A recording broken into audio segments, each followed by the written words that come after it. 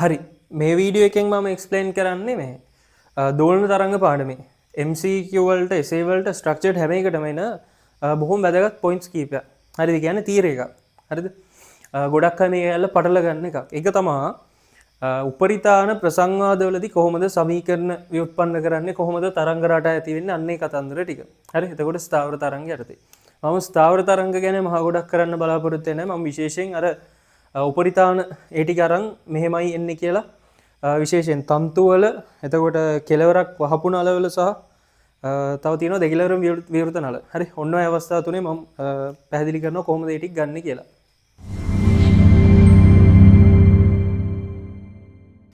එතකොට මුලින්ම පොඩ්ඩක් කියලා හිටියොත් මොකද්ද ස්ථාවර තරංගයක් කියන්නේ? මොකද මේ ඔක්කොම අපි කතා කරන්නේ ස්ථාවර තරංග වලට. හරි. එතකොට ස්ථාවර තරංගයක් කියන්නේ අපිට තියෙනවා තරංග ආකාර දෙකක්, ප්‍රගමන තරංග සහ ස්ථාවර තරංග. ප්‍රගමන තරංගයක් කියන්නේ නිකන් හිතන්න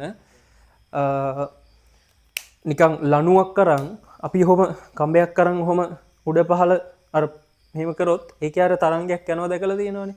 අන්න ඒ වගේ ඒක ඉස්සරහට යනවා අපිට පේනවා. අන්න ඒ වගේ ශක්තිය සම්ප්‍රේෂණය කරන තැනකින් තැනකට ශක්තිය සම්ප්‍රේෂණය කරන කෙනෙක්ට තමයි ප්‍රගමන තරංගයක් කියලා කියන්නේ. මේ තරංගේ ප්‍රගමණය වෙනවා කියන්නේ චලනය වෙනවා. හරි? එතකොට ස්ථාවර තරංගයක් කියන්නේ මෙහෙම. හිතන්න ඔන්න ඔයගේ ප්‍රගමන තරංගයක් ගිහිල්ලා බාධකයක වදිනවා. හරිද? මේ බාධකේ දෘඩයි. ඒ කියන්නේ මෙතනින් චලනය වෙන්න බෑ මේක.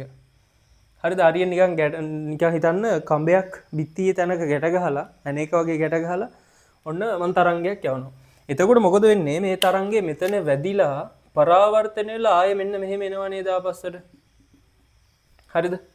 ඔන්න ඔය පතිත තරංගයයි පරාවර්තිත තරංගයයි එකිනෙක අධිස්ථාපනය වෙලා. හරි? තරංග අධිස්ථාපන මූලධර්මදී. අන්න ඒ අධිස්ථාපනයෙන් තමයි ස්ථාවර තරංගයක් කියන එක හැදෙන්නේ. හරිද? එතකොට මම ස්ථාවර තරංගයක් හැදෙන විදිහ ඔයාලට පොඩි සිමියුලේෂන් එකක් වගේ දාන්න. ඒක බලන්න.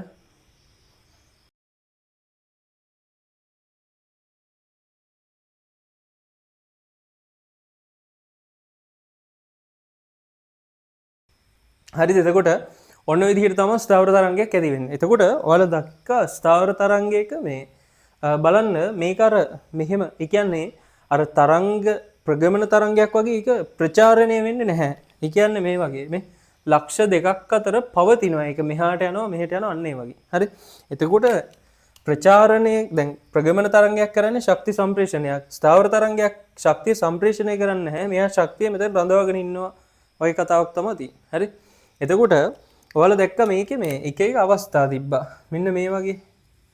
ඔන්න ඔහොම එක එක අවස්ථා තිබ්බ නේද? එක අවස්ථාවක් තිබ්බ තන්දුව මෙහෙම කෙලින්ම තිරස්ස තියෙන. හරි? ඔන්න ඔය වගේ එක එක අවස්ථා තියෙනවා ස්ථාවර තරංගවල. එතකොට අපි ඉස්සරහට ස්ථාවර තරංග අදිද්දි අපි අඳිනවා මෙන්න මෙහෙම.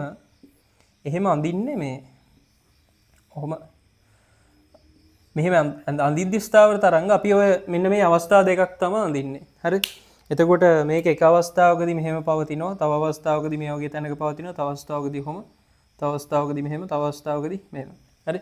හැබැයි අපි ඒක අඳින්නේ අර විදිහට. හරි? එතකොට තේරුම් ගන්න මේක එක එක අවස්ථා තියෙනවා. අපි අර මේ අන්ත දෙක තමයි අඳින්නේ. හරි? එතකොට මෙන්න මේ ස්ථාවර තරංගයක මේ හැදෙන පුඩුවට අපි නමක් කියනවා. ඒකට පුඩුව කියලාම තමයි කියන්නේ ලූප් එකක්. හරි? මෙන්න මේ තියෙන එක පුඩුවක්. දැන් මේකේ පුඩු දෙකක් තියෙනවා. හරි? තව දෙයක් මතක තියාගන්න. මේ තරංගයේ තරංග ආයාමයක් කියන්නේ මෙන්න මේක. හරිද? මේක එක තරංග ආයාමයක්. එතකොට මෙන්න මේ ස්ථාවර තරංගය ගත්තොත් ලැම්ඩා කියන්නේ මෙන්න මේ දුර තමයි. හරි?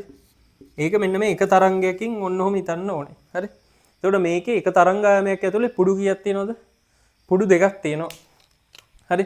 එතකොට තව පොඩි ලක්ෂණ වගේක් ගැන කතා කරොත් මේ මම නිකන් කෙටියෙන් කියාගෙන යන්නම්. ප්‍රගමන තරංගයක ගත්තොත් මෙන්න මේ හැම හරිද මෙන්න මේ ප්‍රගමන තරංගයේ හැම අංශුවකම විස්ථාපන සමානයි. හරිද? මොකද මේගොල්ලෝ හැමෝම මෙතන විස්තාරයට ගිහිල්ලා තමයි එන්නේ. හරි? විස්තාර දෙක අතර තමයි මේගොල්ලෝ චලනය වෙන්නේ. හැබැයි ස්ථාවර තරංගයක මෙන්න මෙතන තියෙන අංශුවක් ගත්තොත් මේ බලන්න එයාගේ විස්ථාපනය මෙන්න මේ කොටස. හරි? මෙතන කෙනෙක් ගත්තොත් එයාගේ විස්ථාපනය ඊට වඩා වැඩි. හරි මැදක් කෙනෙක් ගත්තොත් එයාගේ තමයි විස්ථාපනය උපරිම වෙන්නේ. මෙන්න මේ තැන්වල කට්ටිය ගත්තොත් එයාලට විස්ථාපනයක් තියනවද නැද්ද? මෙතන කට්ටියන්ට විස්ථාපනයක් නැහැ. හරි? ඔහොම කට්ටියන්ට අපි කියනවා නිෂ්පන්දයක් කියලා. හරි? විස්ථාපන නිෂ්පන්දයක්. මතක තියාගන්න ඕක ඕනේ වෙනවා. හරි? විස්ථාපන නිෂ්පන්දයක්. හරිද? එතකොට මේ බලන්න මෙතන කට්ටියන්ට තමයි උපරිම විස්ථාපනයක් තියෙන්නේ. ඒ වගේ උපරිම විස්ථාපනයක් තියෙන අයට අපි නමක් කියනවා ප්‍රස්පන්ද කියලා. හරි ඔය නම් දෙක මතක තියාගන්න. විස්ථාපන නිෂ්පන්ද කියන්නේ විස්ථාපන බිඳුව වෙන කට්ටිය. විස්ථාපන උපරිම වෙන කට්ටියන්ට කියනවා විස්ථාපන ප්‍රස්පන්ද. හරි. එතකොට ඔන්න ඔය පුඩුවක අණු ඒ කියන්නේ පුඩුවක තියෙන අංශු සලකුවොත් එයාලගේ විස්ථාපන එකිනෙකට වෙනස්. ස්ථාවර තරංගයක නම් මෙයාලගේ එහෙම නැහැ හැමෝගෙම සමානයි. හරි. හරි. එතකොට ඔන්න ඕක අපිට ඉස්සරහට ඕන වෙනවා මේ කතාවට. හරි. ඔටික තම ඕනේ. හරි. එතකොට මේ නිෂ්පන්ද ප්‍රස්පන්ද කතාව ගැන මම ඉස්සරහටත් කියන්නම්. හරි. එතකොට මේ බලන්න මේ තමයි පළවෙනි අවස්ථාව. අපි ඕක කතා කරන ඔය මේ ස්ථාවර තරංග හැදෙන එක තන්තු වල කතා කරනවා, කෙලවරක් වහපු නල වල කතා කරනවා, දෙකෙලවරම වහපු නල වල කතා කරනවා. හරි. සෝරි දෙකරම විවෘත නල. හරි. එතකොට මම මුලින් කතා කරන්නේ මේ තන්තු. හරි. එතකොට තන්තු ගත්තම අපි කතා කරනවා පිළිවෙලට අපි ඒවට කියනවා නමක් ප්‍රසංවාද කියලා. හරිද? ඒ කියන්නේ තරංග රටා. තරංග රටා කියන්නේ තරංග ආකාරය කියන්නේත් ඕකම තමයි. ඒ කියන්නේ නිකන් හිතන්න මෙන්න මෙහෙම තන්තුවක් තියෙනවා මේක මේ මොකක් හරි ස්ථිර ලක්ෂ දෙකක් අතර ඔන්න ඔහම නූලක් දාලා තියෙනවා කියලා හිතන්න. ඇදලා නූලක් දාලා තියෙනවා. මම මේක මෙතනින් ඔන්න ඔහම ඇඟිල්ලෙන් ඔහම අපි කියන්නේ පොළනවා කියලා. ඔහම පොඩ්ඩක් යටට කරලා අතෑරියොත් මෙන්න මේකේ මේ වගේ නේද විස්ථාපනයන්නේ අපිට තේරෙනවනේ.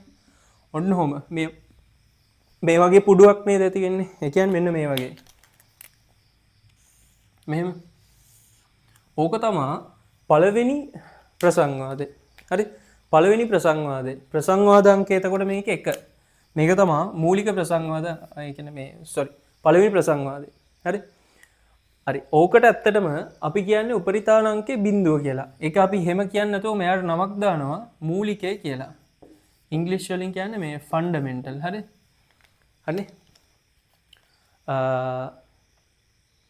හරි. එතකොට ප්‍රසංවාද අංකය මේකේ පළවෙනි. ඒ කියන්නේ පළමුවන ප්‍රසංවාදයේ පළමුවන ප්‍රසංවාදයට තමයි මෙතනදී මූලිකය කියලා කියන්නේ. හරි. උපරිතානයේ එක්කෙන්නේ මූලිකය. එතකොට මේ අපි නිකන් දාන නමක් හරිද මේක ඉස්සරහට කරගෙන යද්දි තේරෙයි. හරි. ඊට පස්සේ ඔන්න අපි කරන වැඩේ බලන්න. හරි. මෙන්න මේ ආධාරක දෙක නැත්තම් මේ ලක්ෂ්‍ය දෙක අතර පරතරය අපි ගත්තොත් L කියලා. හරිද? මේ බලන්න මේකේ තියෙන්නේ පුඩු එකයි නේද? ඔව් පුඩු එකක් බලන්න මෙතන හැටියට පුඩු එකක් කියන්නේ හැම වෙලේම පුඩු එකක දිග කියන්නේ මෙන්න මේක. හරිද? පුඩු එකක දිග දැන් අතන හැටියට නම් L. හරිද? මේ ලක්ෂ දෙක අතරේ පුඩු එකයිනේ තියෙන්නේ. එතකොට මේ බලන්න තරංගයේ තරංගාමෙන් භාගයක් නේද මෙන්න මේ පුඩු දෙක අතර දිග. එක පුඩුවක දිග. එක පුඩුවක දිග කියන්නේ මෙන්න මේ තරංගාමෙන් භාගයක්. ඔන්න ඕක මේක බලලා තමයි අපි ගන්නෙ. හරි? බලන්න මේ තියෙන්නේ පොඩුවේ දිග තරංගායමේ ගත්තොත් මේකේ තව කොටසක් මෙහාට එන්න බෑ. ඒක නිසා තරංගායමේ බෙදීම දෙක තමයි මේකේ ඔන්න පුඩුවක දිග. මේ පුඩුවක දිග මම ලියාගත්තේ. ඊට පස්සේ අපි දන්නව නේද? තත්පරයක් දෙන්න. හරි මම මේක පොඩ්ඩක් පොඩියට ලියන්න.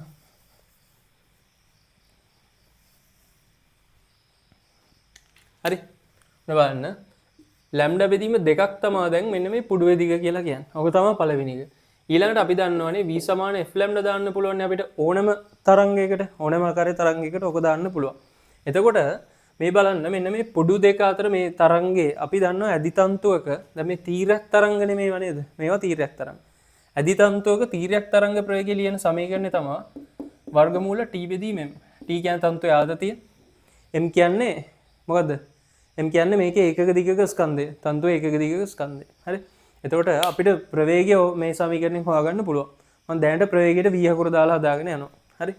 හරි. එතකොට මේ බලන්න මම v සමාන f ලැම්ඩා දාන්න හදන්නේ. තරංගයේ ප්‍රවේගය v සංඛ්‍යාතය අපි පළවෙනි මූලිකයේ සංඛ්‍යාතය නිසා අපි උපරිතාන අංකය දානවා මේකට f නෝට්. හරි. බිඳුවක් තමයි දාන්නේ. මොකද බිඳුවෙනි උපරිතානය නිසා. බිඳුවෙනි උපරිතානයට නමක් කියනවා මූලිකය කියලා. හරි. හරි. ඊට පස්සේ ලැම්ඩා වෙනුවට මම දානවා දැන් මේ බලන්න. ලැම්ඩා කියන්නේ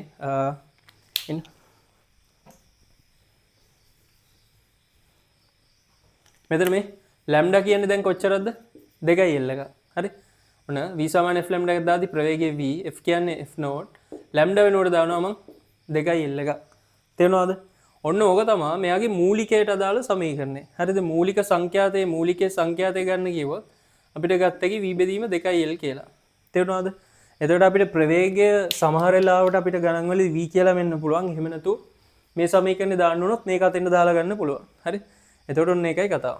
හරිද? එතකොට ඔන්න මතක තියාගන්න ඒක.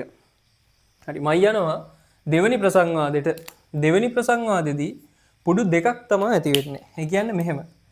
මෙන්න මේ වගේ. පුඩු දෙකක්. හරිද? එතකොට දැන් බලන්න ඔන්න මේ තියෙන්නේ ආධාරක දෙක අතර පරතරය. හරි. මේ බලන්න පුඩුවක දිග මෙච්චරයි නෙමෙයි. පුඩුවක දිග තමයි මේක. හරිද? පුඩුවක දිග තමයි මේක. මේකේ පේනවද ඔයාලට පුඩුවක දැන් පුඩුවක දිග කියන්නේ මෙතන හැටියට නම් L බෙදීම දෙකක්. හරිද? L බෙදීම දෙකක් කියන්නේ පුඩුවක දිග. ඒ වගේ පුඩු දෙකක් තියෙනව නේද හැම වෙලේම ලැම්ඩා එකක. මේක මෙහෙම ලියන්න පුරුදු වෙන්න. එතකොට පැටලෙන්නේ නැහැ. හරි? ඔන්න බලන්න මේ තියෙන පුඩුවක දිග ඒක අපිට බලපුවහම පේනවා මේකෙන් භාගය. L බෙදීම දෙකයි. ඒ වගේ පුඩු දෙකක් තියෙනවා. හැම වෙලේම පුඩු දෙකක් තමයි ලැම්ඩා එකක් කියන්නේ. ඒක හැම වෙලේම එහෙමයි. හරි? පුඩු දෙකක් තමයි ලැම්ඩා එකක් කියලා කියන්නේ. හරි. එතකොට මේ බලන්න මේ දෙකට දෙකේ ඉලක්කම කැපිලා අපිට එනවා ලැම්ඩා කියන්නේ L මයි. හරි? ලැම්ඩා L ට සමානයි මේ අවස්ථාවේදී. හරි?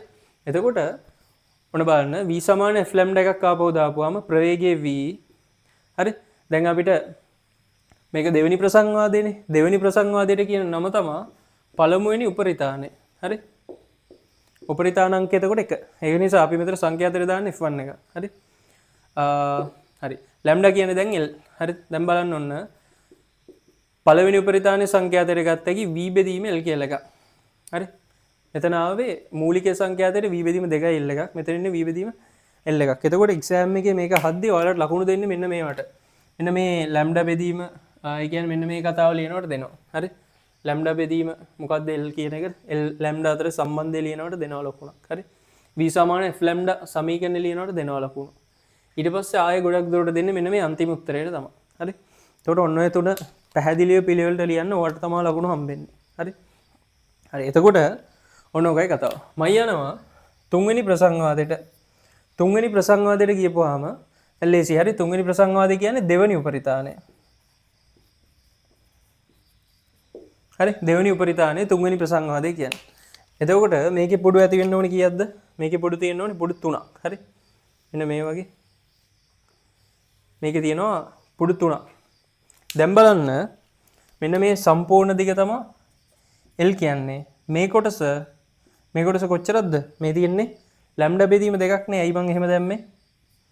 පුඩුවක් නෙමෙයි. පුඩුවක දිග කියන්නේ හැම වෙලේම ලැම්ඩා බෙදීම දෙකක්. හරි? ඔන්න මම L ලැම්ඩා අතරේ සම්බන්ධයක් ලියන්න හදන්නේ. ලැම්ඩා බෙදීම දෙක ඒවා මෙතන තියෙනව නේද කීයක්ද? 3ක් තියෙනවා. හරි? මේක හැම වෙලේම මෙහෙම ලියන්න. එතකොට ලේසි. හරි? හැම වෙලේම පුඩුවක් කියන්නේ ලැම්ඩා බෙදීම දෙකක්. ලැම්ඩා බෙදීම දෙකේ ඒවා 3ක් තමයි දැන් මෙතන හැටියට නම් L කියන්නේ. එතකොට බලන්න ලැම්ඩා කියන්නේ 2යි L බෙදීම 3ක්. හරි? ඔන්න මම සම්බන්ධයක් ගත්තා. හරි? ආයෙත් v සමාන ir එකක් දාන එකයි කරන්නේ. v කියන්නේ ප්‍රවේගය මේ v සමාන f ලැම්ඩා එකක්. හරිද? මේ හරි? v සමාන f ලැම්ඩා එකක් දාන එක කරන්නේ. v කියන්නේ ප්‍රවේගය. f කියන්නේ දැන් තුන්වෙනි ප්‍රසංවාදයේ සංඛ්‍යාතය. ඒ කියන්නේ දෙවෙනි උපරිතාණය. උපරිතාණයේ අංකයනේ දාන්නේ අපි f2 කියලා තමයි මේකට කියන්නේ. හරි? එතකොට බලන්න ලැම්ඩා කියන්නේ 2යි L බෙදීම 3යි. එතකොට බලන්න මට ගත්ත එක මේකෙන් එකක් f2 ට ආන්සර් එක f2 කියන්නේ 3ක් v බෙදීම 2ක් L එකක්. හරි? එතකොට මෙන්න මේක තමයි තුන්වෙනි ප්‍රසංවාදයට අදාළ වෙන්නේ. හරි? ඒ කියන්නේ තුන්වෙනි ප්‍රසංවාදයේ සංඛ්‍යාතය තමයි ඔය තියෙන්නේ. හරි? එතකොට ඔන්න මේක අමාරු නෑ. හරිද? මතක තියාගන්න මම පොඩි ක්‍රමයක් කියන්නම්. හරි. දැන් ඔක හතරවෙනි එකට ආවොත් මේකේ පුඩු 4ක් එනවා. හරි? දැන් බලන්න මේකේ තියෙනවා පොඩි රටාවක්. හරිද? මම මේ කැලේ පොඩ්ඩක් බකන්නම් ඊට කලින්. මේකේ තියෙනවා පොඩි රටාවක්. හරි?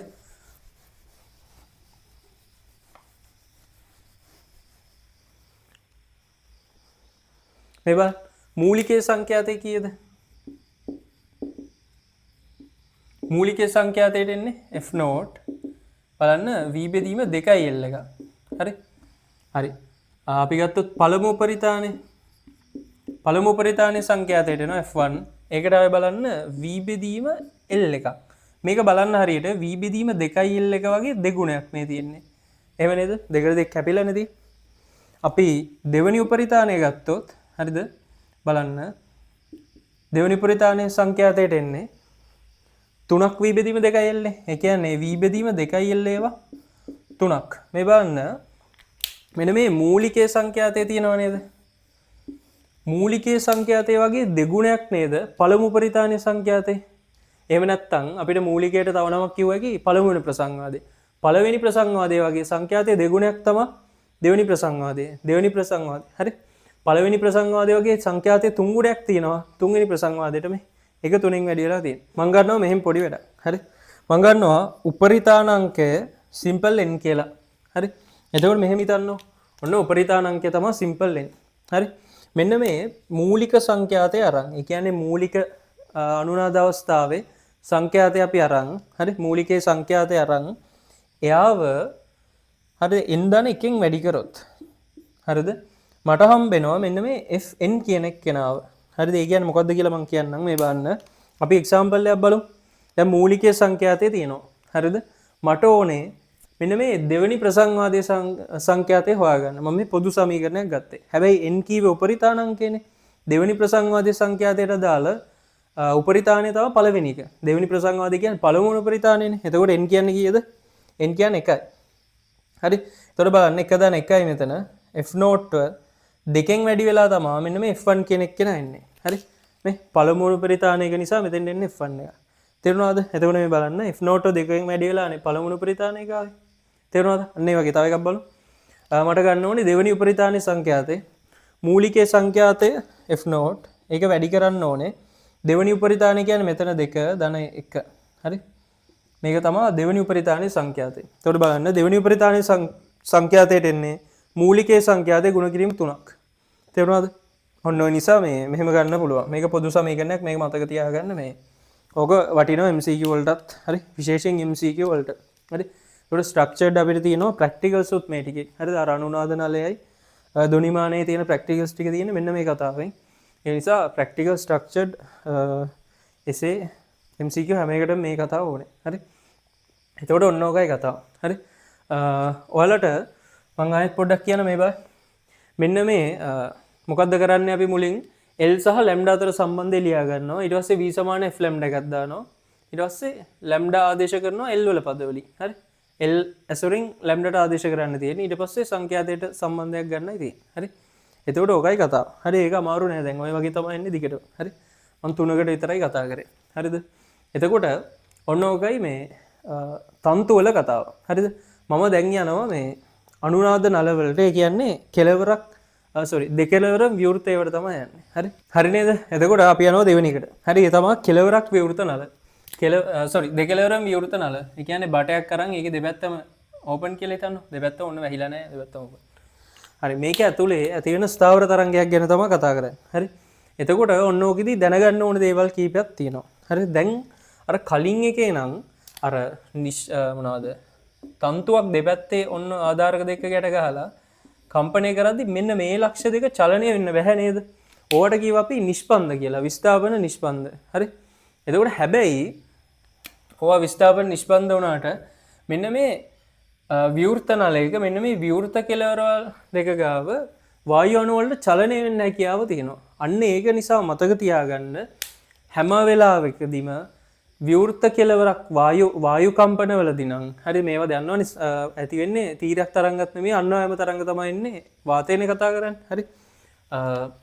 මෙන්න මේ විවෘත කෙළවරවල අසල හැම වෙලෙම ඇති වෙන්නේ විස්ථාපන ප්‍රස්පන්ද. හරිද? නිෂ්පන්ද නෙමෙයි. මේකේ තමයි නිෂ්පන්ද ඇති උනේ. මේක ඇති වෙන්නේ ප්‍රස්පන්ද. ඒක මතකම තියාගන්න ඕනේ වැදගත් පොයින්ට් එකක්. එතකොට අනිවාර්යෙන්ම මේකේ ඒ කියන්නේ මැද තමයි නිෂ්පන්ද දෙනව නම් ඉන්නේ අනිවාර්යෙන් නිෂ්පන්ද දෙනවා. ඒවා එන්නේ මැද. මැද දැනගන්න ඕනේ දේ තමයි මෙන්න මේ විවෘත කෙළවරවල් ගාව අනිවාර්යෙන්ම ප්‍රස්පන්ද තමයි ඉන්නේ මෙන්න මේ විදිහට. හරි? මේ උපරිම විස්ථාපනයේ තියෙන්න ඕනේ මෙතන. තේරුණාද? එතකොට ඒක මතක තියාගන්න ඒක දැනගන්න ඕන එක. හරි? හරි. එතකොට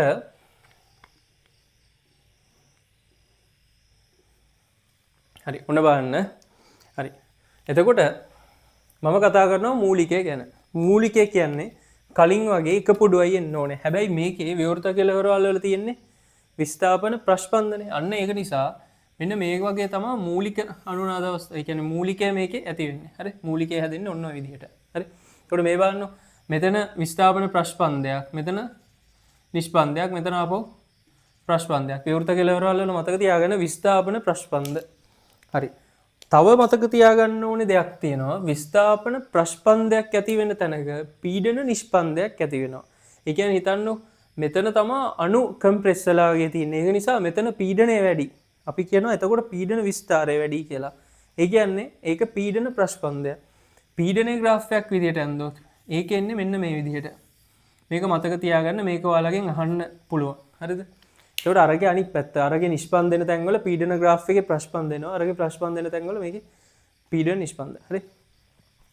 මේක විස්ථාපන ප්‍රශ්පන්දයක් මේක පීඩන නිෂ්පන්දයක්. හරි? විස්ථාපන නිෂ්පන්දය පීඩන ප්‍රශ්පන්දය. ඒ විදිහට දිගටම කොහොමයි. හරි? එතකොට මේකෙත් ප්‍රසංවාදාංකයේ පළවෙනි එකට අපි කියන නම තමයි මූලිකය. හරි? එතකොට මේකෙත් බලන්න අපි මේ බටේ දිග L කියලා ගමු. බටේ දිග L. හරි? බටේ දිග L. ඔයාලට පේනවද මේක ඇතුලේ පුඩු භාගය ඒවා දෙකක් තියෙන්නේ කියලා? පුඩු භාගය ඒවා දෙකක් තමයි තියෙන්නේ. හරිද? ඔන්න ඔය වගේ ඒවයිදී ඔයාලට මේක කරන එක ලේසි. මේ පුඩු භාග අපි දන්නවා පුඩුවක් කියන්නේ කොච්චරද? මෙහෙම හිතන්නකො හැම වෙලේම පුඩුවක් කියන්නේ කොච්චරද? පුඩුවක් කියන්නේ ලැම්ඩා බෙදීම දෙකක්. හරිද? මොකද සම්පූර්ණ මේකනේ ලැම්ඩා. එතකොට පුඩුවකින් භාගයක් කියන්නේ කීයක්ද ලැම්ඩා වලින්? 4න් එකක්. හරි? අන්න එහෙම ලියන්න පුරුදු වෙන්න මේක එතකොට ලේසි. මෙතන බලන්න ලැම්ඩා බෙදීම 4 ඒවා තියෙනවා මෙතන දෙකක්. මේ ලැම්ඩා බෙදීම 4 ඒවා දෙකක්. ඒ කියන්නේ පුඩු කාලයේව දෙකක්. ඒක තමයි L වලට සමාන වෙන්නේ. එතකොට ලැම්ඩා කියන්නේ 2L කියලා ඔන්න අපිට ගත්තා කි. හරි? ආයෙත් මොකද කරන්නේ? v සමානයි f ලැම්ඩා එකක් දානවා. හරි? ප්‍රවේගය v. මේක මට කියන්න අමතක වුණා. මට කියන්න බලන්න ධ්වනි ප්‍රවේගය ලියන සමීකරණය මොකද්ද? ධ්වනි ප්‍රවේගය ලියන්නේ වර්ගමූල gamma rt බෙදීම m එකක්. හරි? හරි නේද? gamma rt බෙදීම m එකක්. වර්ගමූල gamma rt බෙදීම m එකක්.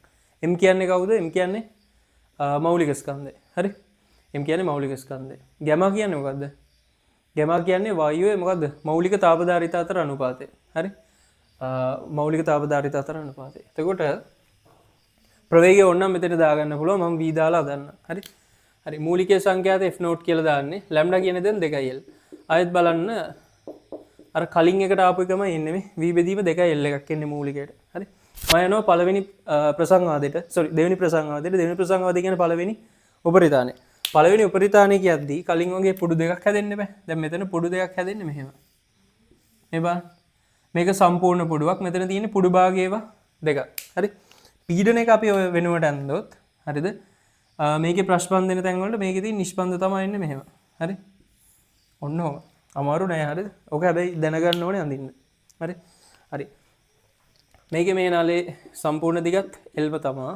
එතකොට බලන්න මෙතන තියෙනවා L බෙදීම 4 ඒවා මේකක් නේ L බෙදීම 4ක් කියන්නේ L බෙදීම 4ක් කියන්නේ පුඩුවකින් භාගයක්. ඒ වගේ කට්ටිය ඉන්නවා 1 2 3 4. හරි? L බෙදීම 4 ඒවා 4ක් තියෙනවා මෙතන. ඒක තමයි L වලට සමාන වෙන්නේ. හරි? sorry ලැම්ඩා බෙදීම 4 ඒවා 4ක් තියෙනවා. හරිද? මේ ලැම්ඩා වලින් 4 එකක් කියන්නේ පුඩුවකින් භාගයක්. එතකොට පුඩු භාගය ඒවා මෙතන 4ක් තියෙනවානේ. ඒ කියන්නේ ලැම්ඩා බෙදීම 4 ඒවා 4ක්. හරි? L. එතකොට බලන්න ලැම්ඩා කියන්නේ මෙතනත් L ට සමානයි. v සමාන f ලැම්ඩා එකක් දාපුවම v සමානයි. දැන් සංඛ්‍යාත f1 ලැම්ඩා කියන්නේ L. f1 කියන්නේ ආපහු v බෙදීම L එකක් තමයි මට එන්නේ. තේරුණා? ඔක තමයි දෙවෙනි එක. ඒකත් බලන්න කලින් අර තන්තු වලදී ආපු ඇදි තන්තු වලදී ආපු පළවෙනි උපරිතාණයට එන එකමයි එහෙම. හරි? හරි. මම යනවා දෙවෙනි උපරිතාණයට. ඒ කියන්නේ තුන්වෙනි ප්‍රසංවාදය. හරි? එතකොට ඔයාලා දන්නවා කියන්න ඕනේ නැහැ පුඩු කීයක් තියෙනවද? පුඩු 3ක් තියෙන්න ඕනේ. එතකොට මෙන්න මෙහෙම තමයි එන්නේ. හරි නේද? පුඩු 3ක් ඕ. මෙන්න මේ වගේ. හරිද? එතකොට පීඩන කතාව වැන්දොත් මෙහෙම. ඔම් පුඩු 3ක් තියෙන්න ඕනේ. හරි? කලින් වගේමයි බලන්න මේ නලයේ දිග තාමත් Lමයි. එතකොට බලන්න ලැම්ඩා බෙදීම 4 ඒවා මෙතන තියෙනවා කීයක්ද? 1 2 3 4 5 6ක්. හරි?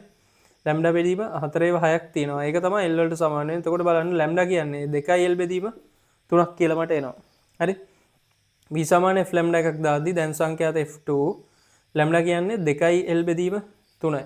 එතකොට බලන්න f2 ට මට ආන්සර් එකක් ගත්ත කි මොකද්ද 3ක් v බෙදීම 2ක් L කියලා.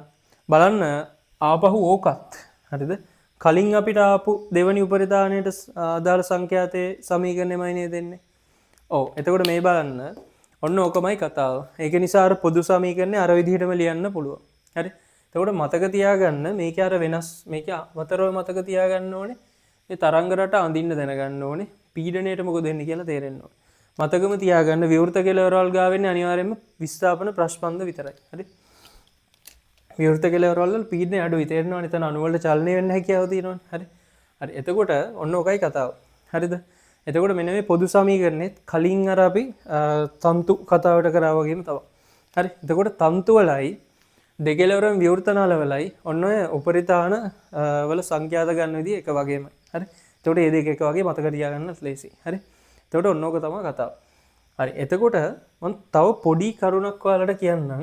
මෙන්න මේ වයේදී. හරිද? ඔන්න ඔය මේ නලවල කතා කරද්දී අපිට එනවා මේ කවුද? ආන්තශෝධනය කියලා එක්කෙනෙක්. ඒ කියන්නේ මෙන්න මෙහෙම එකක්. හරිද? කොහොම කරන්න? අපි ඇත්තටම ඔහොම කතා කරාට දැන් නලයක් ඇතුලේ වාතයනේ චලනය වෙන්නේ. ඔය වාතය මෙහෙම ගිහිල්ලා මෙතනින් තරංග ඉවර වෙන්නේ නැහැ. ඒ කියන්නේ මේ කෙලවරෙන් තරංග ඉවර වෙන්නේ නැහැ. තරංගයේ චාලක ශක්ති ප්‍රමාණයක් තියෙනවා. ඒක නිසා අංශු මොකද වෙන්නේ? මේකෙන් චුට්ටක් ඔන්නම පිට පයින්නවා තරංගේ. ඔන්න ඕක නිසා අර බටේ විවෘත කෙලවරවල් වලින් පොඩ්ඩක් ඈතට යනවා මෙන්න මේ මොකද්ද තරංගේ. ඔන්න ඔය හේතු අපි ඔන්න ඔය තරංගේ පොඩි විස්ථාපනයක් එනවා නේද? ඔන්න ඔය විස්ථාපනය කියන්නේ දෙකෙලවරවල් වල. ඕකට අපි නමක් කියනවා ආන්තශෝධනය කියලා. හරිද? ආන්තශෝධනය, ආන්තදෝෂය නැත්නම් ආන්තශෝධනය. හරි. එතකොට ඔන්න ඕක සලකලා අපි ගාන හැදුවා. අපි මෙන්න මේ අවස්ථාවට ගාන හදුවා. මේ තියෙන දැන් මේකනේ. ඒ කියන්නේ දෙවෙනි ප්‍රසංවාදය තමයි මේ තියෙන්නේ. හරි. ඔන්න ගාන හැදුවොත් බලන්න. දැන් මේ බලන්න කතාව. දැන් මෙහෙම වැඩක් තමයි තියෙන්නේ. හරි. මේ බලන්න. හරිද? දැන් නලේ දිග අපි L කියලා ගත්තට හරිද? L කියලා ගත්තට ඇත්තටම තරංගයේ දිගට එකතු වෙනව නේද මේ දෙපැත්තෙන් E ඒවා දෙකක්. ඒ කියන්නේ තරංගය මෙන්න මේ සම්පූර්ණ දිගට ගන්න වෙන්නේ L ධන දෙකක් E එකක් මෙතන හැටියට නම් දෙකෙලවරම විවෘත නිසා. හරිද? අන්න ඒක නිසා සමීකරණය පොඩ්ඩක් වෙනස් වෙනවා මේ බලන්න. ලැම්ඩා බෙදීම 4 ඒවා මෙතන තියෙනවා බලන්න 1 2 3 4. හරි? පුඩු දෙකන්නේ. ඕක දැන් සමාන වෙන්නේ L ට නෙමෙයි L ධන දෙකක් E කියන එක්කෙනාට. ඔන්න ආන්ත දෝෂයත් එක්ක මේක පොඩ්ඩක් වෙනස් වෙනවා. තේරුණාද? එතකොට ලැම්ඩා කියන්නේ L ධන දෙකක් E එකක් මෙතන හැටියට නා. හරි? එතකොට සමීකරණය හදද්දී ඔන්න ඕක දාලා හදන්න ඕනේ. තේරුණාද? ගොඩක් වෙලාවට අපි ගණන් හදද්දී මේක සලකන්නේ නැහැ. හැබැයි මේක සලකන්න උනොත් ඔන්න ඔහම ගන්න ඕනේ. තේරුණාද? එතකොට ආන්ත දෝෂය සලකනවා නම් ඔය විදිහට තමයි ගණන් හදන්නේ. තව පොඩි පොයින්ට් එකක් කියන මේ ආන්ත දෝෂය රඳා පවතින්නේ නලයේ විස්කම්භය මත. උෂ්ණත්වය මතත් රඳා පවතිනවා. නලයේ විස්කම්භය මත රඳා පවතින. හරි? නලයේ විස්කම්භය වැඩි නම් ආන්ත දෝෂයත් වැඩි. හරි? ඒක ඇඩිෂනල් පොයින්ට් එකක් පොඩ්ඩක් මතක තියාගන්න. මෙන්න මේක આવොත් ඔහොමයි ගන්න. හරි? මෙතන මේ දෙකක් ආවේ දෙපැත්තෙන්ම එළියට යන නිසා. ඊයේව දෙකක් එකතු වෙනවා මේකට. හරි?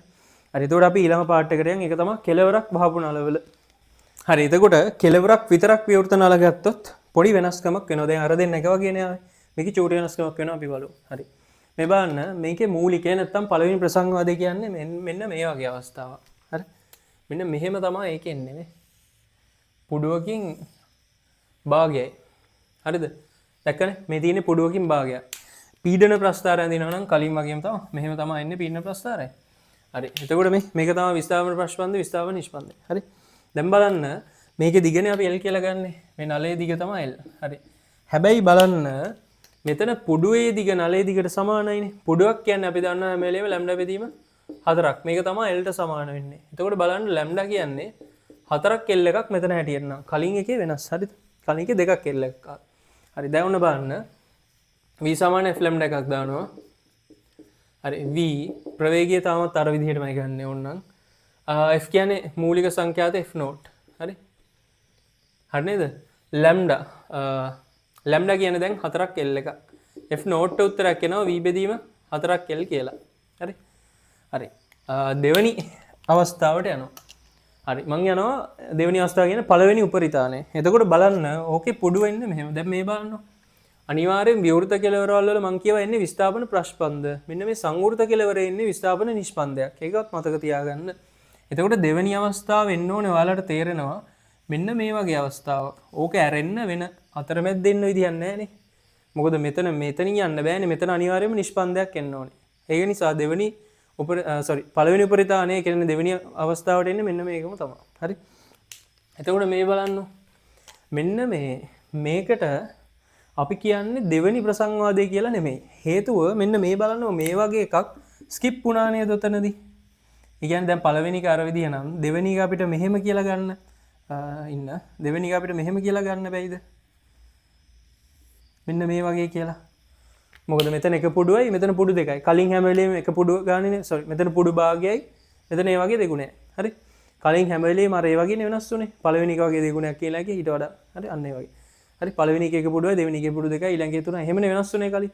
දැන් මෙතන පුඩු භාගයයි තියෙන්නේ. එහෙනම් දෙවෙනි එකේ පුඩු භාගයව දෙකක් ඉන්න එපා කියලා අපිට හිතෙන්න පුළුවන්. මේක මේ අවස්ථාවේ එන්නේ එක ප්‍රැක්ටිකල් නෑ. මොකද මේක එන්නේ නැහැ. මොකද මේ බලන සංවෘත කෙලවර මේ විදිහේ ප්‍රශ්පන්දයක් එන්නේ නැහැ. ඒක නිසා මෙන්න මේ අවස්ථාව පවතින්නේ නැහැ. හරි.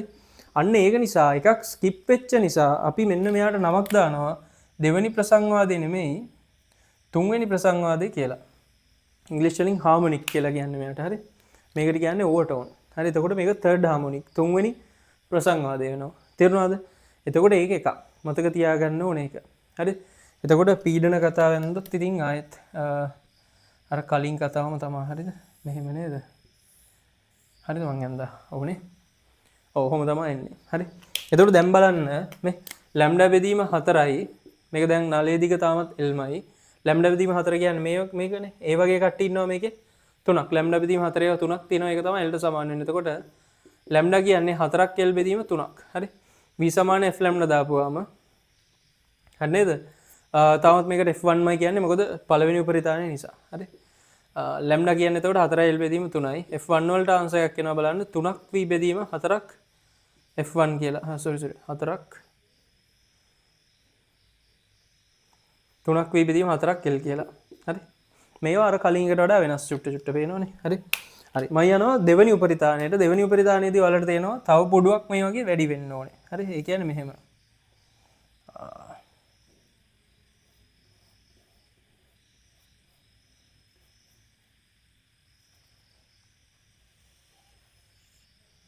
මෙන්න මේ වගේ. හරි. ඕකෙදිත් බලන්න මෙන්න මේ අතරමැදි අවස්ථාව ස්කිප් වුණා වගේ අපිට හිතෙනවනේ. ඒ කියන්නේ මෙන්න මේ අවස්ථාව මේක ස්කිප් වුණා වගේ නේ. ඕකේ නෑනේ. හැබැයි මේක පවතින්න බෑ. මොකද මෙන්න මෙතන සංවෘත කෙලවරේ විස්ථාපන ප්‍රශ්පන් දෙන්න විදිහක් නෑ. අන්න ඒක නිසා අපි ඒක ස්කිප් වුණ නිසා අපි මෙයාට දානවා පස්වෙනි උපරිතාණය කියලා නමක්. පස්වෙනි ප්‍රසංවාදය කියලා නමක්. ෆිෆ්ත් හාමොනික්. හරි. එතකොට මතක තියාගන්න ඔන්න ඕක පස්වෙනි ප්‍රසංවාදය. තාමත් එයා දෙවෙනි උපරිතාණයම තමයි. හරි. පීඩන එක අදින්න පුළුවන් නේ. හරි. මේ බලන්න. දැන් මෙතන තියෙනවා ලැම්ඩා බෙදීම 4 ඒවා 1යි 2යි 3යි 4යි 5ක්. හරි. ලැම්ඩා බෙදීම 4 ඒවා 5ක් තියෙනවා. එතකොට ලැම්ඩා කියන්නේ 4ක් L බෙදීම 5යි. V සමාන F ලැම්ඩා එකක් දාපුවාම F2 මේක ලැම්ඩා කියන්නේ 4යි L බෙදීම 5යි. එතකොට F2ට අගයක් ගත්තකි 5ක් V බෙදීම 4ක් L කියලා. ඔන්න ඕකයි සම්බන්ධය. හරි. එතකොට ඕක තමයි දෙවෙනි උපරිතාණයට අදාළ සමීකරණය. හරිද? එතකොට ඔන්න ඕකේ දැක්ක නේද මේ කලින් අර අවස්ථා දෙකට වඩා පොඩි පොඩි වෙනස්කම් කීපයක් තිබ්බා. එතකොට ওই ටික විශේෂ දේවල් මතක තියාගන්න ඕනේ. හරි. බලන්න ඕකේ උපරිතාන ටික කලින් විදිහට මූලිකේ පළමුණ දෙවෙනි කියලා පිළිවෙලට ගියාට ප්‍රසංවාද අංක ගියේ එකක් ස්කිප් කර කර. ඔත්තේ ප්‍රසංවාද අංක විතරයි මේකේ තියෙන්නේ. පේනවද? මතක තියාගන්න. එතකොට 1 3 5 7 ඒ විදිහට තමයි යන්නේ. හරි. එතකොට දැන් තුන්වෙනි උපරිතාන එයාවොත් හත්වෙනි ප්‍රසංවාදයේ විදිහට. හරි. හරි මේ බලන්න. අපි අර කලින් කරපු වැඩේ කරමු. හරි. මූලිකය ගන්නවා. මූලිකයේ සංඛ්‍යාතයට එන්නේ බලන්න. V බෙදීම 4ක් L එක. හරි. පළමු උපරිතාණය ගන්නවා. පළවෙනි උපරිතාණයේ සංඛ්‍යාතයට එන්නේ බලන්න. V බෙදීම 4ක් L වගේ කී ගුණයක්ද? 3 ගුණයක් නේද? ඔව් 3 ගුණයක්. හරි. දෙවැනි උපරිතාණය ගන්නවා. දෙවැනි උපරිතාණයේ සංඛ්‍යාතය බලන්න V බෙදීම 4යි L වගේ 5 ගුණයක් එනවා මෙතන. මේ බලන්න කලින් එකේ මූලිකය වගේ දෙගුණයක සංඛ්‍යාතයක් නේද පළවෙනි උපරිතාණයට තිබ්බේ. හැබැයි මෙතන මූලිකය වගේ 3 ගුණයක් තියෙනවා පළවෙනි උපරිතාණයට. මූලිකය වගේ මේ 5 ගුණයක් තියෙනවා දෙවෙනි උපරිතාණයට. ඒකෝට මතක තියාගන්න ඔන්න ඔය ප්‍රසංවාද ඔත්තේ සංඛ්‍යා වලින් පණිනවා වගේම හරි මෙන්න මේ මූලික වගේ සංඛ්‍යාතයේ 3 ගුණයක් වෙනවා මෙන්න මේ පළවෙනි උපරිතාණේ. මූලික වගේ 5 ගුණයක් වෙනවා දෙවෙනි උපරිතාණේ. තුන්වෙනි උපරිධානය ගත්තොත් මූලික වගේ 7 ගුණයක්. අන්න ඒ විදිහට. හරි. එතකොට ඔන්න ඕක මතක තියාගන්න. ඔක විශේෂ එකක් මෙයාගේ තියෙනවා.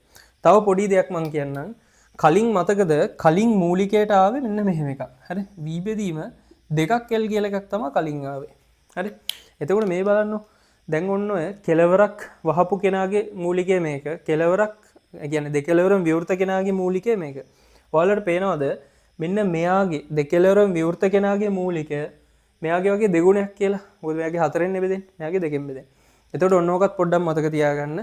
දෙකලවරම විවෘත කෙනාගේ මූලික සංඛ්‍යාතය කෙලවරක් වහපු කෙනාගේ මූලික සංඛ්‍යාතය වගේ දෙගුණයක්. හරි. ඒක චුට්ටක් නිකන් ඔළුවේ තියාගන්න මේ ඔක්කොම මතක තියාගන්න ඕනේ නැහැ. හරි. ෂේප් එක අර අයිඩියා එක තියාගන්න ඕවා පොයින්ට් අවුට් කරලා අහනවා MCQ එහෙම වෙලාවකට. හරි. මොකද ඒගොල්ලෝ අර හැංගිලා තියෙන දේවල් තමයි අහන්නේ. හරි. එතකොට ඔන්න ඔය විදිහට තමයි ඔක ගන්නෙ. හරි. හරි නේද? එතකොට මේකේ පොඩි වෙනස්කම් ටිකක් තියෙනවානේ. ඒ ටික අනිවාර්යෙන් මතක තියාගන්න. දැන් මෙතන මම ඔක්කොටම v අකුරු දාගෙන ගියේ. මේක මේ ගැමා RT බෙදීමෙන් මේක ඕනේ වුණොත් ඒක අපිට ආදේශ කරගන්න පුළුවන්. හරි. අපිට ඕනේ විදිහට. හරිද? එතකොට මෙතන සමීකරණ එකක්වත් ඒ කියන්නේ v සමාන f ලැම්ඩා වගේ මූලිකේ වැරුණම මේවා එකක්වත් මතක තියාගන්න එපා. හරි. සම්බන්ධතා ටික චුට්ටක් මතක තියාගන්න. මොකද මේවා සෙකන්ඩ් පේපර් එකේ කෙලින්ම ලියුවට ලකුණු දෙන්නෙත් නැහැ. හරි.